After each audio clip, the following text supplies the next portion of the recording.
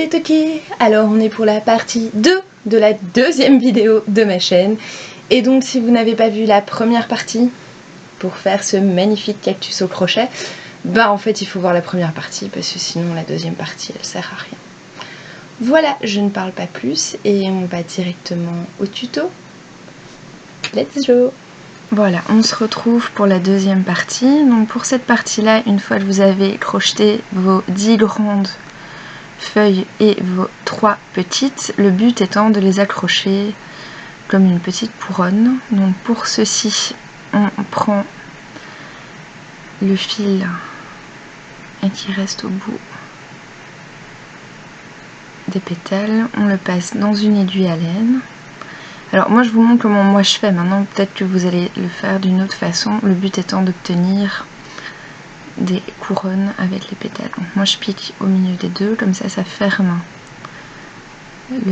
l'ouverture ici. Donc voilà, je passe une, deux,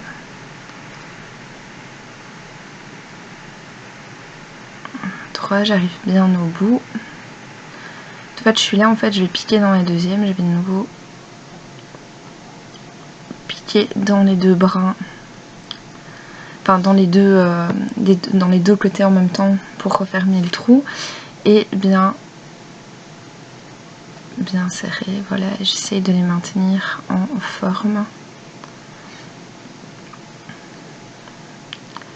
Voilà, je repique dans la première pour bien serrer. En fait je sécurise, hein, mais après vous le faites comme vous le sentez parce que je suis pas la spécialiste de la couture. Moi le but c'est que tout tient ensemble.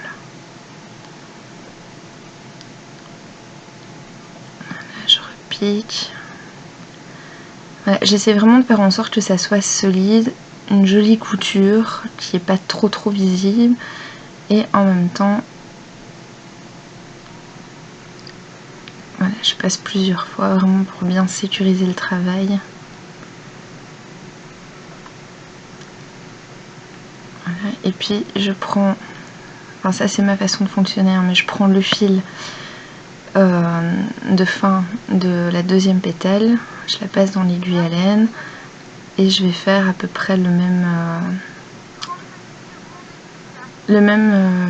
procédé. Voilà, donc je vais vraiment essayer de faire en sorte que ça soit bien solide et que ça tienne bien en place. Voilà, donc le but évidemment c'est qu'après vous placez, voilà, vous continuez avec toutes les feuilles et ça doit former une espèce de couronne avec les 5 feuilles du cactus. Voilà, donc je vous laisse faire, on se retrouve tout de suite après.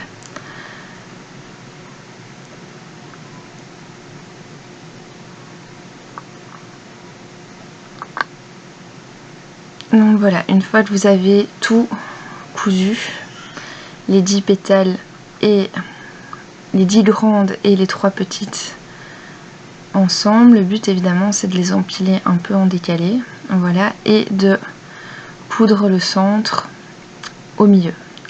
Donc, moi ce que je fais c'est que je prends le centre et donc je laisse un long fil, hein. Je vous ai dit dans la première partie, vous laissez vraiment un long fil pour le centre. Je passe dans une aiguille à laine et je vais coudre le centre en fait dans le plus petit, dans la plus petite des couronnes. C'est la 3 feuilles.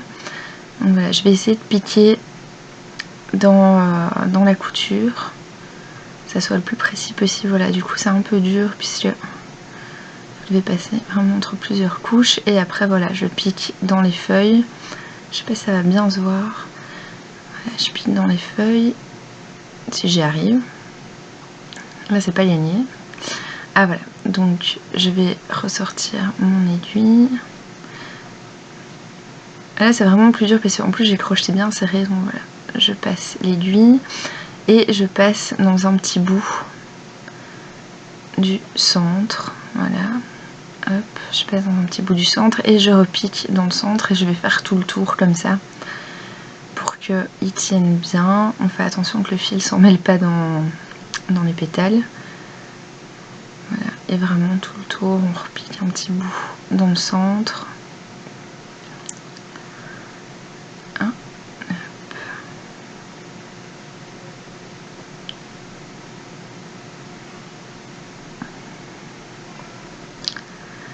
Voilà, si vous entendez ma fille babiller, je suis dans un petit appartement donc c'est assez difficile de s'isoler complètement du bruit de la vie qui se passe dans les autres pièces. Donc voilà, comme vous voyez, je fais vraiment tout le tour.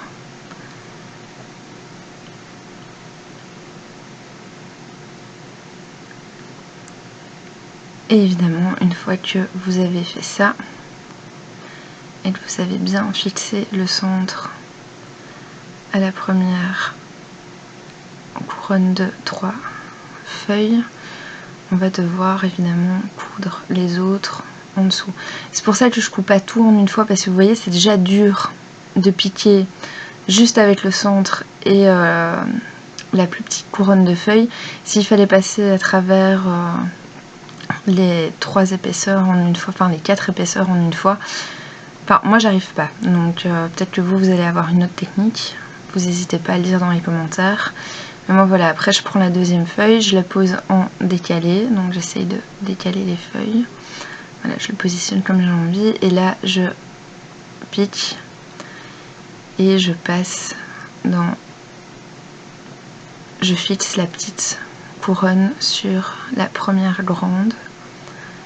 Voilà, j'essaye de bien faire tout le tour. On va piquer dans chaque feuille.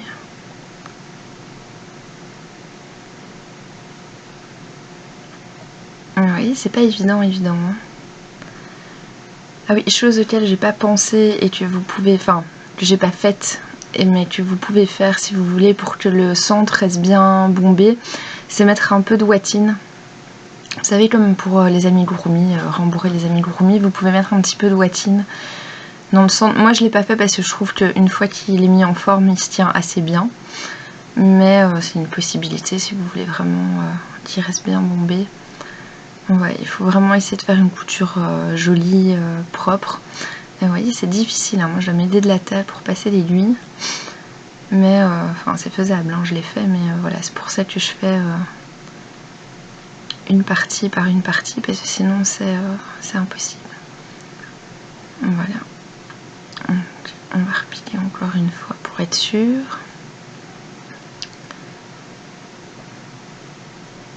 Voilà, vous voyez, ça commence à prendre forme.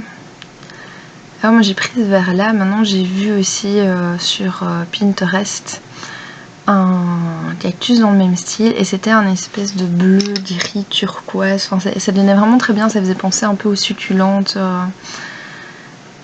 Je sais pas comment vous expliquer, vous voyez ce vert bleu comme ça, et c'était vraiment aussi très joli, donc je pense qu'il faut pas hésiter à faire dans cette couleur là aussi. Donc hop. Là, on évite que ça s'accroche dans les feuilles. Et une fois que vous êtes content, que vous trouvez que cette partie là est bien fixée, on va fixer la troisième, la dernière.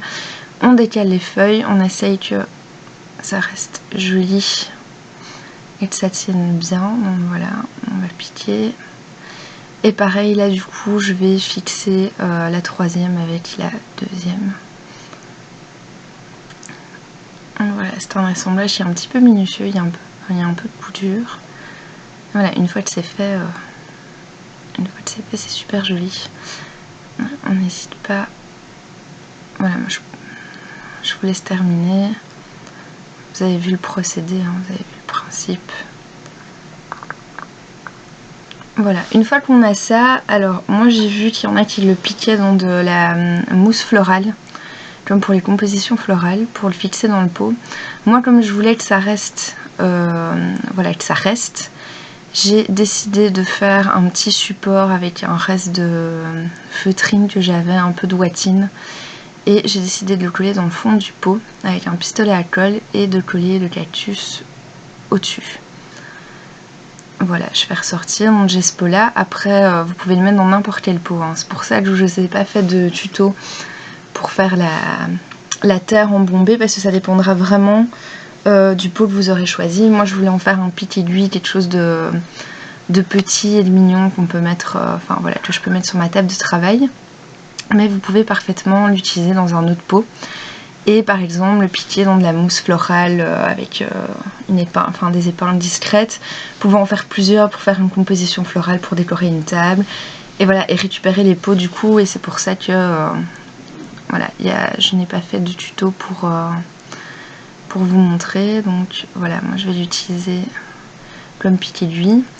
Donc si cette vidéo vous a plu et que voilà, vous n'hésitez pas à mettre un like, à vous abonner, à mettre la petite cloche, voilà. J'essaye vraiment de faire des vidéos de qualité et j'espère que vous m'encouragerez dans mon travail. Je vous fais des gros bisous les toqués et on se retrouve la semaine prochaine pour une nouvelle vidéo. Bye bye!